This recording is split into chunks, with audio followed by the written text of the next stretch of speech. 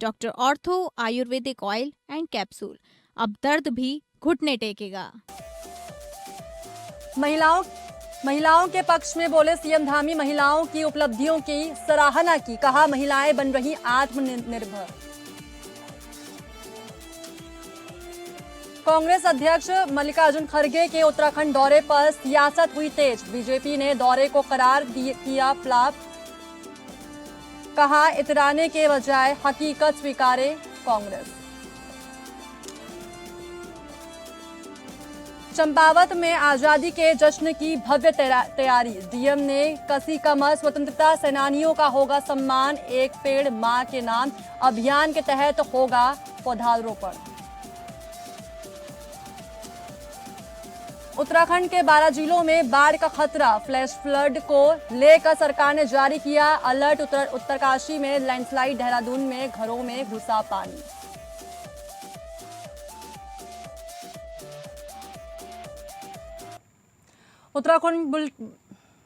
नमस्कार, मेरा नाम साक्षी मिश्रा और आप देख रहे हैं उत्तराखंड बुलेटिन। मुख्यमंत्री पुष्कर सिंह धामी ने उत्तराखंड की महिलाओं की मेहनत और उपलब्धियों की सराहना की। उन्होंने कहा कि राज्य की महिलाएं कठिन परिस्थितियों के बावजूद परिवार और घर गृहस्थी की जिम्मेदारियों को बखूबी निभा रही हैं। सीएम ने यह भी कहा कि महिलाओं को हर क्षेत्र में आगे बढ़ने के लिए प्रोत्साहित किया जाना चाहिए। उन्होंने ये भी बताया कि स्वयं सहायता समूहों और हाउस ऑफ हिमालय जैसी पहलों के जरिए महिलाएं आत्मनिर्भर बन रही हैं और विभिन्न उत्पाद तैयार कर रही हैं। सीएम धामी के मुताबिक उत्तराखंड में लखपति दीदियों की संख्या 2.5 लाख से ज्यादा हो चुकी है। महिलाएं ड्रोन दीदी, हाउस ऑफ हिमालय और होम स्टे जैसी योजनाओं से जुड़कर आर्थिक सशक्तिकरण की दिशा में आगे बढ़ रही हैं।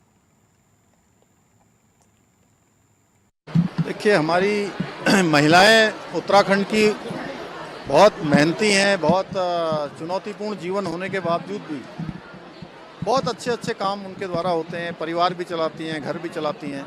महिलाएं हर क्षेत्र में आगे बढ़ें। आज स्वयं सहायता समूह के माध्यम से आगे बढ़ें। हाउस ऑफ हिमालय ब्रांड, बहुत सारे उत्पाद उनके बनते हैं, उसके माध्यम से आज लखपति दीदी हमारी 2,65,000 से अधिक बन चुकी हैं।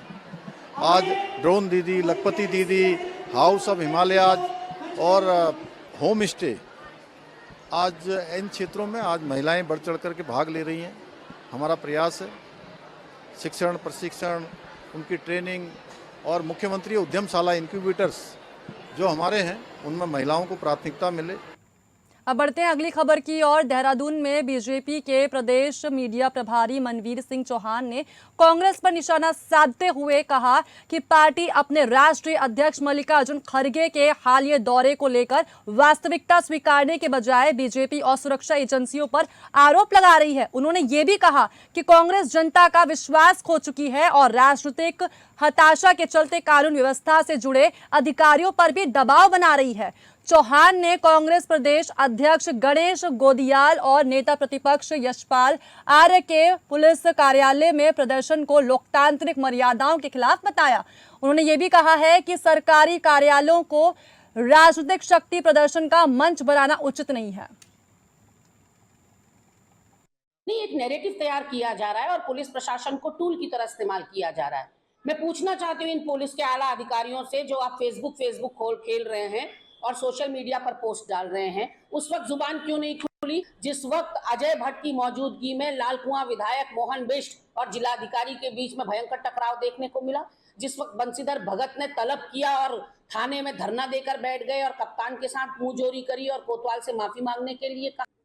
मुझे लगता है जो कांग्रेस पार्टी के नेता हैं प्रदेश में, उनमें एक होड़ मची हुई है कि वो अपने राष्ट्रीय नेतृत्व को किस प्रकार से खुश कर सकते हैं। वो चाहे उनको कुछ भी करना पड़े, अमर्यादित व्यवहार करना पड़े, शर्मनाक घटनाओं को अंजाम वो दे रहे हैं, तो ये एक होड़ मची उनमें। मसूरी में कांग्रेस ने प्रेस कॉन्फ्रेंस कर कैबिनेट मंत्री गणेश जोशी के खिलाफ मोर्चा खोल दिया है। जी हां, कांग्रेस ने आय से अधिक संपत्ति मामले की जांच पूरी होने तक मंत्री को मंत्रिमंडल के हटाने या इस्तीफा लेने की मांग की है। यहां तक कि कांग्रेस ने 144 करोड़ रुपए की मसूरी पेयजल योजना पर भी सवाल उठाए। आरोप लगाया कि भारी खर्च के बावजूद आए दिन पाइपलाइन फटने से योजना की गुणवत्ता और क्रियान्वयन पर सवाल खड़े हो रहे हैं। शहर कांग्रेस अध्यक्ष अमित गुप्ता ने कहा कि मामले में कार्रवाई नहीं हुई तो कांग्रेस सड़क से सदन तक लड़ाई लड़ेगी। वहीं पीसीसी सदस्य उपेंद्र थापली ने आरोप लगाया कि मसूरी के कई इलाके आज भी मूलभूत सुविधाओं से वंचित हैं। मुख्य मुद्दा तो यह है कि जो पिछले बहुत समय से लगातार हम जिसकी मांग कर रहे हैं कि आय से अधिक संपत्ति मामले में गणेश जोशी जी पूरी तरह लिप्त है, जिन पे आरटीआई के माध्यम से सारे तथ्य इकट्ठे कर कोर्ट में भी पेश किए गए। जब विजिलेंस ने सरकार से अनुमति मांगी तो रफा दफा किया गया उस मामले को। कहीं ना कहीं मुख्यमंत्री का गणेश जोशी जी को संरक्षण प्राप्त है। हम निरंतर उनसे इस्तीफे की मांग कर रहे हैं कि नैतिकता के आधार पर जब तक आप पे या तो आप कहिए कि मैं पाक साफ हैं तो आप इस्तीफा दें और अपनी निष्पक्ष जांच होने दें। हमें पता है कि कहीं ना कहीं तथ्यों में वो फंस रहे हैं, जिसको बार बार दबाने का प्रयास किया जा रहा है। देखिए, हमारा ये कहना है कि उनके खिलाफ 3 तारीख को उनको कोर्ट ने समन किया, तलब किया है, तो उससे पहले जो है वो अपना इस्तीफा दे दें और जांच करा लें। अगर वो पाक साफ है और भ्रष्ट नहीं है तो वो इस्तीफा दें और जांच में सम्मिलित होकर पाक साफ होकर बाहर निकले और फिर दोबारा मंत्री पद ग्रहण कर लें। मुख्यमंत्री पुष्कर सिंह धामी के नेतृत्व में चंपावत विधानसभा क्षेत्र के विकास को गति देने की दिशा में सरकार ने एक और बड़ा कदम उठाया है। जी हां, मुख्यमंत्री द्वारा की गई घोषणाओं को धरातल पर उतारने के लिए ग्राम्य विकास विभाग से कुल 3 करोड़ 79,60,000 रुपए की वित्तीय एवं प्रशासनिक स्वीकृति प्रदान की गई है। शासन से धनराशि स्वीकृत होने के बाद जिलाधिकारी मनीष कुमार ने संबंधित अधिकारियों और कार्यदायी संस्था को विकास कार्यों में तेजी लाने के निर्देश दिए हैं। जिलाधिकारियों ने कहा है कि मुख्यमंत्री घोषणाओं से जुड़े सभी कार्यों को गुणवत्ता, पारदर्शिता और समयबद्धता के साथ पूरा कराया जाए। उन्होंने ये भी कहा कि विकास कार्यों की नियमित समीक्षा की जाएगी और निर्धारित समय सीमा के भीतर कार्य पूर्ण कराकर इसका सीधा लाभ क्षेत्र की जनता तक पहुंचाया जाएगा। शासन ने स्वीकृत कार्यों की लगातार निगरानी करने और निर्धारित मानकों के अनुरूप गुणवत्ता सुनिश्चित करने के निर्देश दिए हैं। कार्यों की प्रत्येक 3 माह में प्रगति रिपोर्ट मुख्यमंत्री कार्यालय को उपलब्ध कराई जाएगी। इसके साथ ही कार्यस्थल पर स्थायी सूचना बोर्ड लगाने के भी निर्देश दिए गए हैं। बोर्ड पर स्वीकृत कार्य का नाम, लागत, कार्य प्रारंभ होने की तिथि, पूर्ण होने की संभावित तिथि और कार्यदायी संस्था सहित जरूरी जानकारी दर्ज की जाएगी।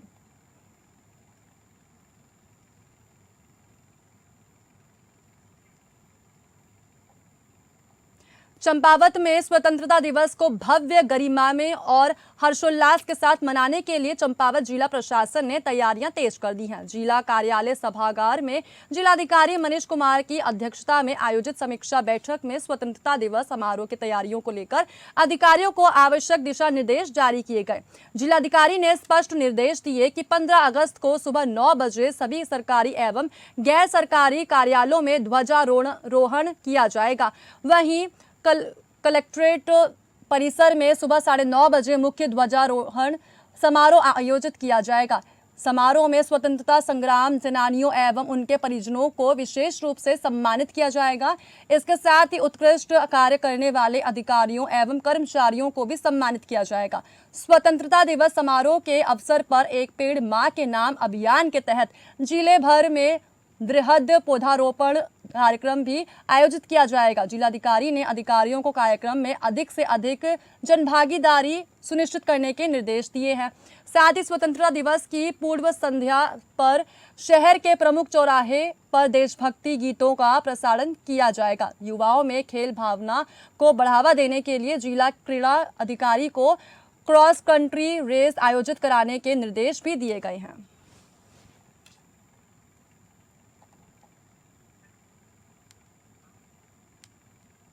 उत्तराखंड के भविष्य को लेकर अब प्रदेश की नई पीढ़ी भी अपनी आवाज बुलंद करेगी। मुख्यमंत्री युवा विद्यार्थी मंथन कार्यक्रम के जरिए कक्षा 11वीं और 12वीं के विद्यार्थियों को प्रदेश के विकास की भावी दिशा तय करने से सहभागी बनाया जा रहा है। यहां तक कि सोमवार को मुख्यमंत्री पुष्कर सिंह धामी ने देहरादून के मुख्य सेवक सदन से कार्यक्रम का शुभारंभ किया और प्रदेश भर के विद्यार्थियों से सीधा संवाद किया। चंपावत जनपद में भी कार्यक्रम को लेकर छात्र छात्राओं में खास खास उत्साह देखने को मिला। जिले के 94 विद्यालयों के 11वीं और 12वीं कार्यक्रम में प्रतिभाग किया। यहाँ तक कि विद्यालयों में विद्यार्थियों ने YouTube के माध्यम से कार्यक्रम का लाइव प्रसारण देखा और मुख्यमंत्री के संबोधन एवं संवाद को ध्यानपूर्वक सुना।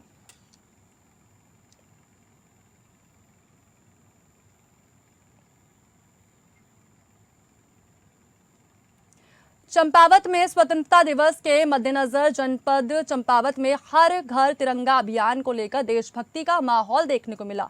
थाना तामली पुलिस और एसएसबी के संयुक्त तत्वाधान में राजकीय इंटर कॉलेज तामली के छात्र छात्राओं और शिक्षकों के साथ भव्य तिरंगा यात्रा निकाली गई। तिरंगा यात्रा के दौरान भारत माता की जय और देशभक्ति के नारों से पूरा क्षेत्र गूंज उठा।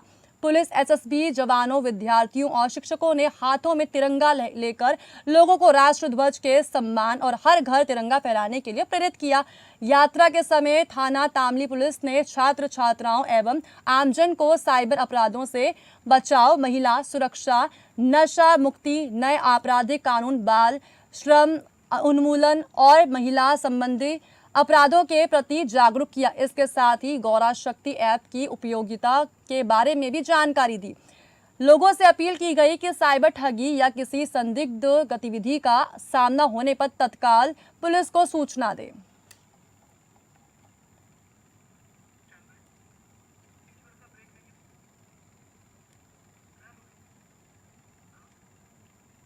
चंपावत में देशभूमि को नशा मुक्त बनाने के लिए चंपावत पुलिस का अभियान लगातार जारी है। पुलिस अधीक्षक रेखा यादव के निर्देशन में नशे के खिलाफ चलाए जा रहे ड्रग फ्री देवभूमि अभियान के तहत रीठा साहिब पुलिस ने अवैध भांग की खेती के विरोध बड़ी कार्रवाई की है। सोमवार 10 अगस्त 2026 को थाना रीठा साहिब पुलिस टीम ने थाना क्षेत्र के ग्राम वुडम और सुकनी में छापेमारी कर लगभग 2 नाली में अवैध रूप से की जा रही भांग की खेती को नष्ट किया।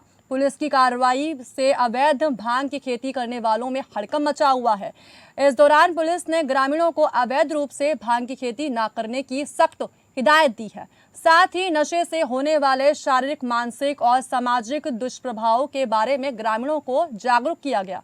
चंपावत पुलिस का स्पष्ट संदेश है इसको लेकर कि नशे के कारोबार और अवैध नशे की खेती के खिलाफ कार्रवाई लगातार जारी रहेगी।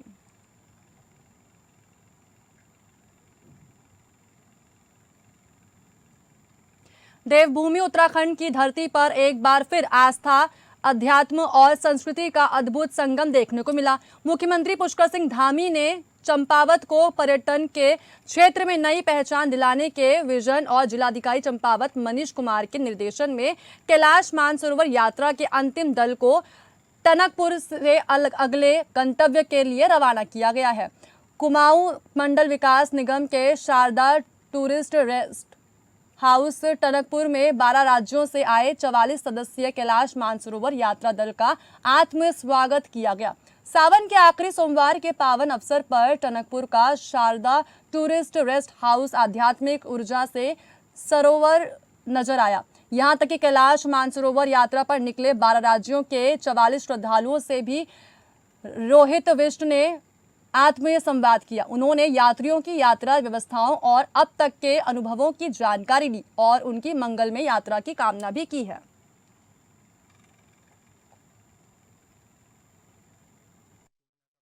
जैसा कि आप लोगों को विदित है, माननीय मुख्यमंत्री जी के दिशा निर्देशानुसार ये कैलाश मानसरोवर का यात्रा टनकपुर पहुंची। इसका अंतिम दल आगे के लिए रवानगी करी हरी झंडी दिखा के, और आगे के पर्यटन के क्षेत्र में ये बहुत बड़ी उपलब्धि है और आगे श्रद्धालुओं के क्षेत्र में बहुत बड़ी उपलब्धि है और श्रद्धालु ऐसे आते रहे, हमारी शुभकामनाएं हैं। माननीय मुख्यमंत्री जी का विशेष आभार है। अब बढ़ते हैं अगली खबर की ओर। धर्मनगरी हरिद्वार में सावन शिवरात्रि के अवसर पर शिव भक्तों की भारी भीड़ देखने को मिल रही है। कनखल स्थित प्राचीन दक्षिण महादेव मंदिर, जिसे भगवान शिव का ससुराल भी कहा जाता है, वहां तड़के 4 बजे से ही श्रद्धालुओं का पहुंचना शुरू हो चुका है। दूर दराज से आए भक्त और कांवड़िए भगवान शिव का जलाभिषेक करने के लिए लंबी कतारों में खड़े नजर आए। मंदिर परिसर में हर हर महादेव के जय घोष से पूरा वातावरण भक्तिमय बना हुआ है। सावन शिवरात्रि के पावन अवसर पर कनखल स्थित दक्षेश्वर महादेव मंदिर में आस्था का सैलाब उमड़ पड़ा है। यहाँ तक कि वहाँ की मान्यता ये है कि ये वही स्थान है जहाँ राजा दक्ष का यज्ञ हुआ था और इसी कारण से मंदिर को भगवान शिव के ससुराल के रूप में भी जाना जाता है। सुबह 4 बजे मंदिर के कपाट खुलते ही श्रद्धालुओं का पहुंचना शुरू हो गया और देखते ही देखते मंदिर परिसर भक्तों से भर गया। एक और जहां लाखों कांवड़िए अपने गंतव्य की ओर बढ़ रहे हैं, वहीं उत्तराखंड सहित देश के विभिन्न राज्यों से पहुंचे श्रद्धालु दक्षेश्वर महादेव मंदिर में जल अभिषेक और पूजा अर्चना कर भोलेनाथ का आशीर्वाद प्राप्त कर रहे हैं। मंदिर परिसर और आसपास के क्षेत्रों में सुरक्षा के व्यापक इंतजाम किए गए तथा प्रशासन और पुलिस व्यवस्था बनाए रखने में जुटे हुए हैं।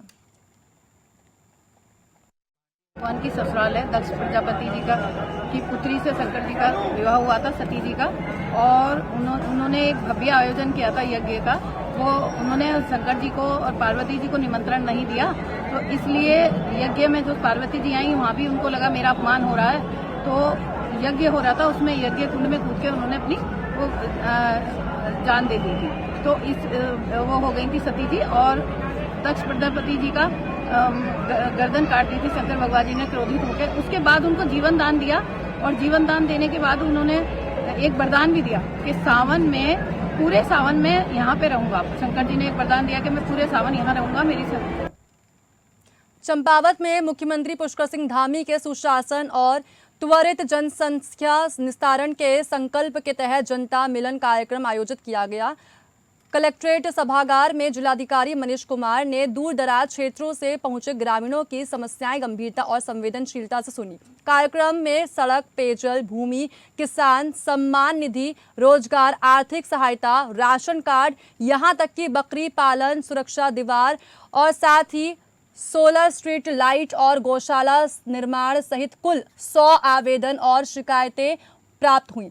कार्यक्रम की बड़ी उपलब्धि रही कि 13 पात्र लाभार्थियों के आयुष्मान कार्ड मौके पर ही बनाम हो गए। इससे उन्हें तत्काल स्वास्थ्य सुरक्षा योजना से जोड़ा गया। जिलाधिकारी ने अधिकारियों को सभी शिकायतों का समयबद्ध, पारदर्शी और गुणवत्तापूर्ण निस्तारण सुनिश्चित करने के निर्देश दिए। पेयजल, सड़क, पेंशन, राशन कार्ड, पीएम किसान सम्मान निधि, दिव्यांगत पेंशन और आपदा जैसे जुड़े मामलों पर संबंधित विभागों को तत्काल कार्रवाई के निर्देश भी दिए गए हैं। जैसा आप विदित है, माननीय मुख्यमंत्री जी के प्रेरणा और उनके मार्गदर्शन में समस्त पूरे प्रदेश के समस्त जनपदों में सोमवार को जनता दर्शन का आयोजन किया जाता है।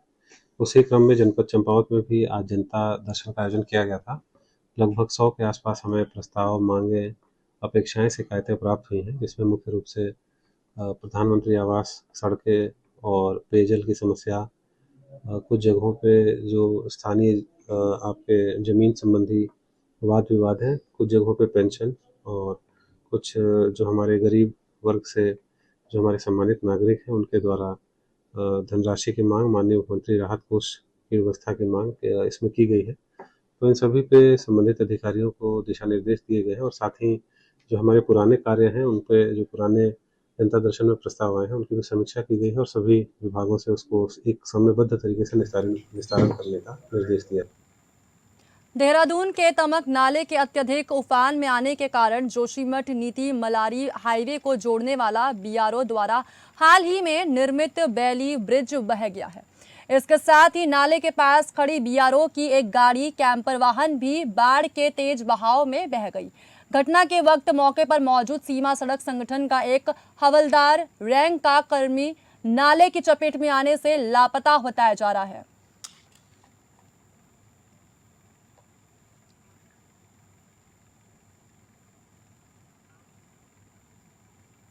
अभी के लिए बस इतना ही। ऐसे ही देखते रहिए। धन्यवाद।